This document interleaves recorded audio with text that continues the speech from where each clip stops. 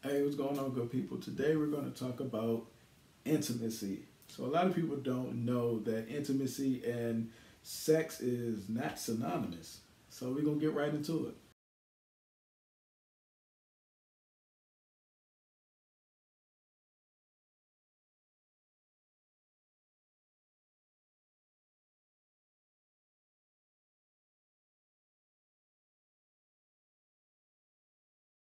I'm James Harris. I'm the founder of Men to Heal, which is a movement for men's overall wellness, our mental health, as well as our physical health. And I definitely appreciate everybody for checking me out. And I'm also the author of Man, Just Express Yourself, which is an interactive journal for boys, men to better express themselves.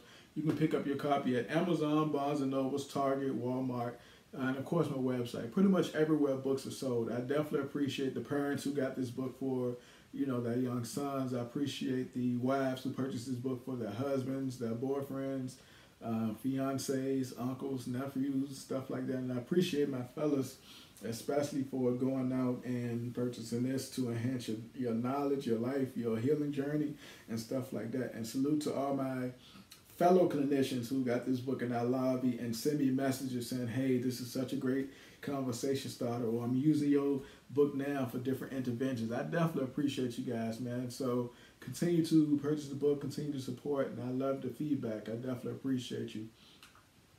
So make sure that you like, share, subscribe to this channel because it's so informative in many different areas. And I definitely appreciate your questions. And since we're on questions, I got a question from somebody saying, being a first responder is starting to get to me. Do you think that being overwhelmed would cause issues in my personal life? Tough question. I mean, because you could be stressed, you can be burnt out, or you can be depressed. So I think that you'll have to identify which one you are. Unfortunately, you said first responder, so it's difficult for me to know which one you are, whether that's a policeman, firefighter, a nurse, a therapist. Because this time of COVID, like all of those are considered first responders, and they are in the heat of this. So it's without me knowing which one you are directly, it would be difficult for me to answer that question to you directly. However, I would say that if you are stressed or if you're burnt out, it can lead to depression. So I definitely want you to figure out what's causing you to stress, what's causing you to feel so overwhelmed. And I do have a burnout video coming that probably can assist you, but in the meantime, it's a depression video on my YouTube channel if you want to watch that and see if you can identify different signs and symptoms. But burnout and depression can look the same, so definitely pay attention to that. So if you can, try to identify your triggers, what's causing you to feel stressed, what's causing you to feel overwhelmed and stuff like that. Try to modify your schedule, talk to your boss, or if you are in business for yourself, then try to make some small changes so you're not being overwhelmed within the situation. But the direct answer is yes. You being overwhelmed and can cause issues within your personal life if you don't get ahead of them. So hopefully you have a partner or live alone or somebody around you that can support you and understand that since you are a first responder, you do have additional stress and you do have, you probably want to feel alone or feel validated and stuff like that. So it's definitely important that you get on it as rapidly as you can with identifying what's causing you the stress or burnt out so it wouldn't lead to depression. So hopefully that answers your question, but it's a burnout video coming if you are burnt out. But it sounds like since you are a first responder, that is potentially what it is, just because of the high workload, the constantly going, dealing with clients or citizens or whatever the case is. Again, I don't know which type of first responder you are, but I do know that since you are a first responder, and this rapid time can cause you additional stress. And yes, it can carry over to your personal life if you let it. So definitely get ahead of it. Talk to your partner, see if you guys can come to some type of compromise. Hey, you might need time alone. You might need to adjust your work schedule. You may need to rest and relax and stuff like that to not be as stressed. All right, cool. So now let's get into this intimacy. So Again, intimacy is not synonymous with sex. I know a lot of people think that it is. It's one and the same, but it's not. You can be intimate with somebody, and you can have intimacy with somebody and not have sex, and you can have sex with somebody and not feel at all intimate with them. So sex with a partner can build intimacy, yes, of course, but it's far from the only indicator of what intimacy is. Sex and romance may, come first when you think of that, because a lot of people do still think that, oh, if I'm intimate with you, I'm having sex with you, or vice versa. But different relationships definitely have different intimacy within different people, and it's not the same for everybody. Your specific intimacy may be influenced by the interests of this person, the communication style with this person, or just how you want to get to know a person. So it's different type of intimacies. And one of the important type of intimacies is emotional intimacy, which allows a person that you love to, you might have personal feelings and personal things that you share with them just because you guys connect on the emotional level. I'll tell you this because we grew up together or we're in a relationship together, but I'm not going to disclose this to a stranger, so those type of emotional intimacies that you might have. You learn that you can trust somebody. You feel safe enough with them to let your guard down.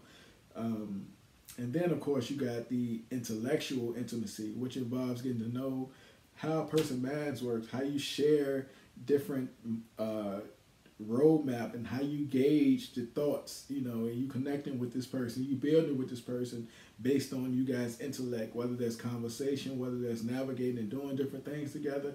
It builds as you exchange ideas and have meaningful conversations. So that is the intellectual intimacy. And then, of course, you got the physical intimacy, which still doesn't necessarily mean sex, because you can be hugging somebody, you can hold hands with somebody, but pretty much that physical intimacy is about touch and closeness between our two bodies. And you can throw sex in there, but that's not the only thing. Romantic relationships, it might include holding hands, cuddling, kissing, and sex. Yes, so the physical intimacy is the physical touch that you share with somebody. Your relationship doesn't have to be a sexual or romantic relationship to have physical intimacy. You can dap your boys up when you see them. You can hug your boys when you see them. You can kiss your grandmother on the forehead, kiss your somebody else on the cheek, or whatever the case is. And that's a form of physical intimacy. Now, experimental intimacy by spending quality time with somebody, experiencing different things with somebody, growing closer over common interests and activities. That's the type of intimacy that's probably most common. Like you growing with your coworkers, you growing with your teammates and stuff like that. So that experimental mental intimacy is pretty much what people do on a day-to-day. Intimacy comes down to different factors. You got trust, which we discussed in a previous video on healthy relationships. So in order to share personal parts of yourself, you got to ensure that you trust somebody. You got acceptance. You want to make sure that you establish intimacy with somebody, and that person accepts you for who you truly are, and you accept that person for who they are. So it's no surprises later. Like you knew this going into this thing, whether that intimacy is, one of the previous ones that we mentioned. You definitely got to have honesty as well. Honesty and intimacy, they feed off one another. The more honest you are, or the more honest I am with you, the more genuine our connection may be.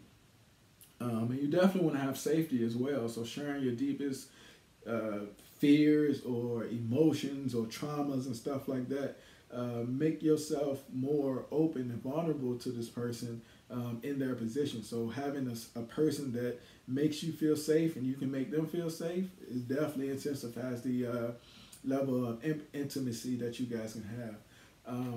And also you want to have some type of compassion, feeling cared about, having that loving, nurturing support from somebody would definitely intensify the type of intimacy that you guys can share. Also, affection, that's another quality or a factor that you should have within intimacy. Caring about each other is one thing, but you also can build intimacy by showing that you care. So it's not just a one-way thing. You definitely want to ensure that you're in a position to reciprocate, which we talked about in the healthy relationship video too. So with that though, you got to understand that just because you're intimate with somebody, that doesn't mean that you are allowing them to dictate the relationship and do what they want to within that relationship to create the intimacy. You still got to have boundaries within your intimacy. You know, you don't have to like feel ashamed for having your guard up, or when you understand to put your guard down in the first place, because it takes time for you to trust somebody, for you to grow with somebody and stuff like that. Excuse me. We may try to protect ourselves from judgment and further harm by isolating. So, you know, it happens. Like, you want to grow with somebody, but you don't know how, or you've been hurt before and you're in fear of it potentially happening again. So take your time, set those boundaries, and go from there. Identify what helps you feel safe and what triggers you and your fears, so you can know and you can set boundaries around them, so you can potentially let this person know, because, you know, that communication is also a form of intimacy as well. Or you don't want this person to try to get physically intimate with you, whether that's holding hands, touching or kissing, or potentially sex, and you have a trauma that you experienced previously, that you don't want the physical, you know, touch, or it might set something off within you. So definitely communicate your feelings. I know it's hard to build trust with somebody who don't even understand or don't know that you're having a hard time. That's why communication is important. You should be able to express yourself and help them understand where you're coming from. If you feel comfortable enough with somebody, you can share what you're really afraid of and where those fears come from. It's okay to tell people in your life what you need from them and what makes you feel safe within a relationship. So those things are definitely important. So, hey, submit me your questions. Let's continue to grow together, continue to help different people within our walks of life, their journeys. I definitely appreciate you guys for tuning in time after time. So, hey, keep me on my toes, man. So let me know which type of videos you guys want next, whether that's breaking down a diagnosis or criteria or something within your personal life. So I definitely appreciate you. Make sure you like, share, subscribe, and catch y'all on the next one.